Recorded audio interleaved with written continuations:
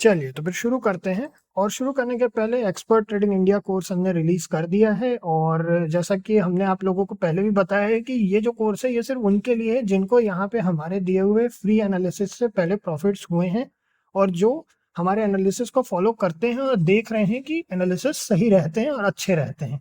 और इसमें हम अब आगे एक और नई चीज ऐड करने वाले हैं, इंट्राडे स्टॉक्स का भी आप लोगों के लिए एनालिसिस करेंगे इन्वेस्टमेंट के साथ में।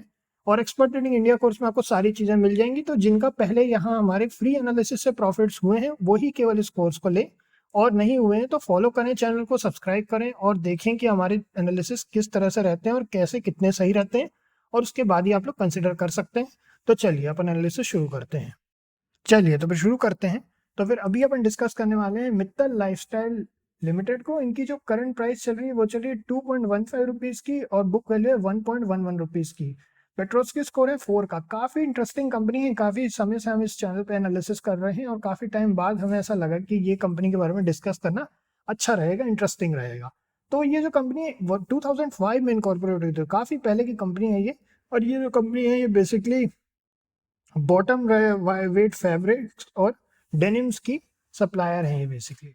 ठीक, तो इस तरीके से 200 रेगुलर शर्ट्स और स्टॉक इस तरीके से जो है कपड़ों के मार्केट में है ये, डेनिम फैब्रिक के, और जो है जो अपन ने यहाँ पे पढ़ा बॉटम वेट फैब्रिक्स के। तो अब अपन यहाँ पर देखते हैं, चलिए प्रोज एंड कॉन्स में देखें तो पहले बुरी चीजें देख लेते हैं। तो कंपनी रिपीटेड प्रॉफिट दिखा रही है मगर डिविडेंड पे आउट नहीं किया है। प्रमोटर होल्डिंग भी डिक्रीज हुई है लास्ट क्वार्टर में -11.5%, अच्छी खासी डिक्रीज है। और जो कंपनी है उसने पुअर सेल्स ग्रोथ दिखाई है -5.57% लास्ट 5 ईयर्स से। प्रमोटर होल्डिंग लो है 37.5% की। कंपनी का रिटर्न ऑन इक्विटी जो है 2.21% लास्ट 3 ईयर्स से है, जो लो है। और रिटर्न ऑन इक्विटी के बाद यहाँ जो डेटर डेज है वो इंक्रीज हो गए 98.9 डेज से बढ़ करके 120 डेज हो गए। वर्किंग कैपिटल डेज भी इंक्रीज हो गए 114 डेज से बढ़ के 170 डेज। और प्रोस की जो अच्छी चीजों की बात करें, कंपनी डेट फ्री है। यहाँ तो इन्होंने सब बता दिया, बाकी अपन और देखते हैं। चलिए यहाँ पे अगर अपन देखें तो नेट प्रॉफिट की बात करें तो 81 लाख का प्रॉफिट हुआ है 2024 में। उसके पहले 34 लाख का प्रॉफिट था 2023 में। उसके पहले मात्र 9 लाख का प्रॉफिट था, वो है 2023 सितंबर 2023 में। ये क्वार्टरली रिजल्ट्स हैं। तो दिसंबर 2023 तक जो है 34 लाख का प्रॉफिट था। उसके पहले मात्र 9 लाख का प्रॉफिट था उसके पहले क्वार्टर में। उसके पहले 35 लाख का प्रॉफिट था। तो कंपनी के जो प्रॉफिट्स हैं वो कोई इतने ज़्यादा अच्छे नहीं है, मगर ठीक है।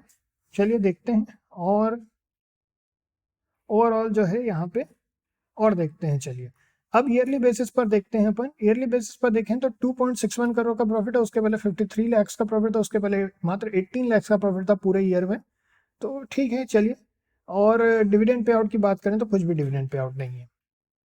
कैश फ्लो की बात करें अगर अपन तो नेगेटिव कैश फ्लो है, नेट नेगेटिव कैश फ्लो है -1.21 करोड़ का। उसके पहले यहाँ पे 88 लाख का इन्वेस्टिंग एक्टिविटी में पॉजिटिव कैश फ्लो है, और ऑपरेटिंग एक्टिविटी में -2.05 करोड़ का पॉजिटिव कैश फ्लो है। माफ कीजिएगा, नेगेटिव कैश फ्लो है। -2.05 करोड़ का नेगेटिव कैश फ्लो है ऑपरेटिंग एक्टिविटी में। तो इस तरीके से यहाँ पे अपने को overall net negative cash flow मिला है।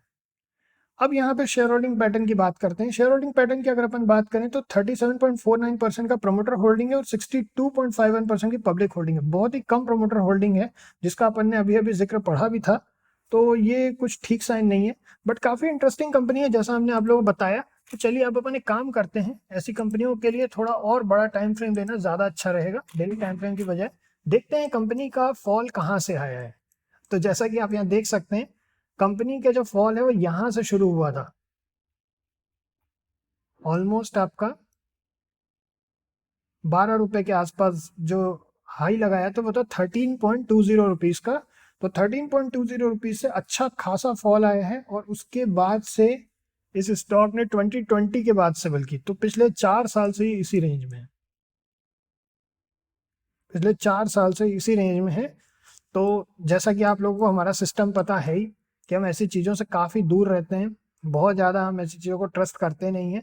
फिर भी अगर आप लोगों को कुछ बहुत ज़्यादा रिस्की पोजीशन बनानी हो, बहुत कम क्वांटिटी में घुसेंगे, क्योंकि ऑलरेडी अपन ने प्रोज एंड कॉन्स पढ़ा है। फाइनेंसिस भी इतने कोई सॉलिड नहीं है कंपनी के, बहुत ही कम क्वांटिटी अगर घुसना है तो। और अगर नहीं भी घुसना चाहें तो इससे दूर भी रह सकते हैं, उसमें भी कोई दिक्कत नहीं है। अगर बहुत कम क्वांटिटी, क्योंकि मात्र 2 रुपये का स्टॉक है, अगर लेना हो तो, नहीं तो नहीं भी ले सकते हैं।